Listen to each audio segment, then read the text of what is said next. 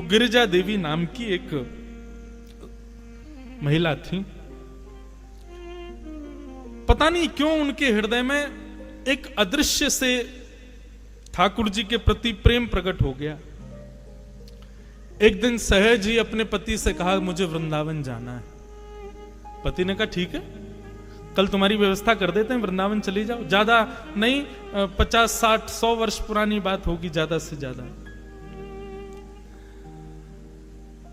लेकिन मैं केवल जाके दर्शन करके वापस आने के लिए नहीं मांग रही हूं आज्ञा, मैं सदा के लिए वृंदावन ही रहूंगी, मैं वापस नहीं आऊंगी। पति ने पहले तो बहुत मना किया, बहुत दिन तक उसकी आज्ञा का, बोले ऐसे कैसे जाने दूंगा, कहां रहोगी, क्या बोले वो नहीं पता, बस मुझे वृंदावन जाने दो। जब स्थिति ऐसे होने लगी, कृष्ण विरह का ज्वर चढ़ने लगा, बुखार आने लगा, किसी भी औषधि से भी वो बुखार दूर नहीं होता था, तो पति ने यही सोचा उसी में भलाई है कि इनको वृंदावन भेजो। और वृंदावन आई। श्री राधा रमण जी की अनन्य भक्त, सदा उन्हीं के दर्शन करते, उन्हीं की लीला का अनुभव करते। कभी ठाकुर जी स्वप्न में आते, कभी अनुभव में आते, कभी मंदिर में वो दर्शन कर रही होती तो उनको अनुभव होता कि कंधे पे बैठे हैं मेरे और मुझे ऐसे करके देख रहे हैं, ऐसा उनको अनुभव होता धीरे धीरे। लेकिन जैसे ही वो उस अनुभव में प्रवेश करती, ठाकुर जी अंतर्ध्यान हो जाते, उनको ये पीड़ा सहन नहीं होती। वो राधारमण जी से कहती आप आते ही क्यों जब आपको मिलना ही नहीं है, तो आप मुझे स्वप्न में क्यों दिखते हो जब आपको निरंतर रहना ही नहीं है, तो मुझे स्पर्श करके क्यों जाते हो जब मेरा स्पर्श नहीं आपको करवाना है, तो मत किया करो आप ऐसे। मैं नित्य मंदिर आऊं, आपको देखूं, चली जाऊं, यहीं तक भक्ति रहने दो ना, आप क्यों मुझे पीड़ा देते हो। ये गोपियों की स्थिति भागवत में यही है। नेह किम वद विष जलाप्यया व्याल राक्षसा वर्षमा वैद्युतान ला। गोपी गीत, गोपी गीत में गोपियां क्या कहती हैं, नाथ हमको अकेले इस वन में छोड़ के आप अंतर्ध्यान हो गए, अगर इसी प्रकार हमको मारना था तो कालियानाग से क्यों बचाया, इंद्र ने वर्षा की, गिरिराज पर्वत क्यों उठाया, तृणावर्त, सक्टासुर, इतने सारे राक्षस ब्रज में आए हमको मारने के लिए, आपने हमको उनसे क्यों बचाया जब आपको ऐसे ही मारना था हमको। तो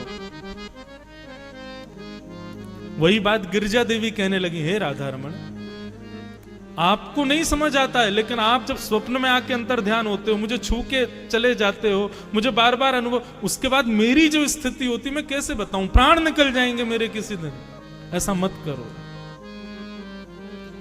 एक दिन महामंत्र का जाप कर रही थी, हरे कृष्ण कृष्ण कृष्ण हरे हरे, हरे राम राम राम हरे हरे।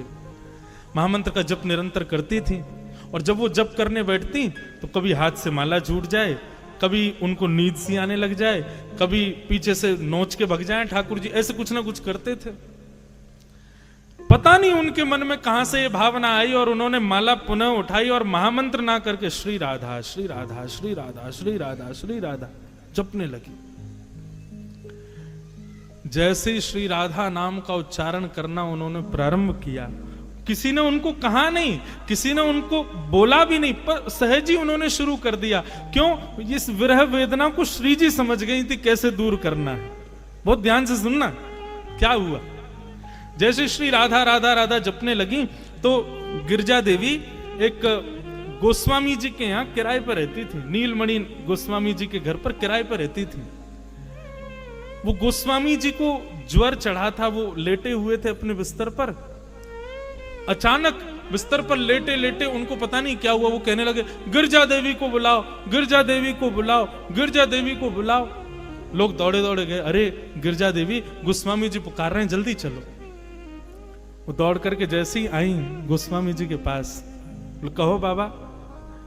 तो गोस्वामी जी रोते रोते बोले, अब तुम मुझे छोड़ दोगी, तुम मेरा नाम नहीं जपोगी, तुम श्री जी को ही ध्याओगी, तुम श्री जी को ही पुकारोगी, मेरा नाम नहीं बोलोगी,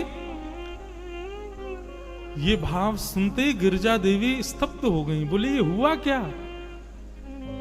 तब उनको याद आया, बोले मैं महामंत्र करते करते श्री जी का नाम उच्चारण करने लगी, इसलिए ठाकुर जी ही इन गोस्वामी जी के मुख से मुझे संकेत कर रहे हैं और विरह व्याप्त करके कह रहे हैं कि मेरा नाम क्यों नहीं ध्या रही हो, मुझे छोड़ दोगी, अब तुम श्री जी की हो जाओगी और सदा उन्हीं की रहोगी, मेरा नाम नहीं ध्याओगी।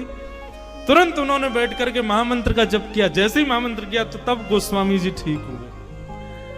तब उनको चाबी पता चल गई ठाकुर जी की।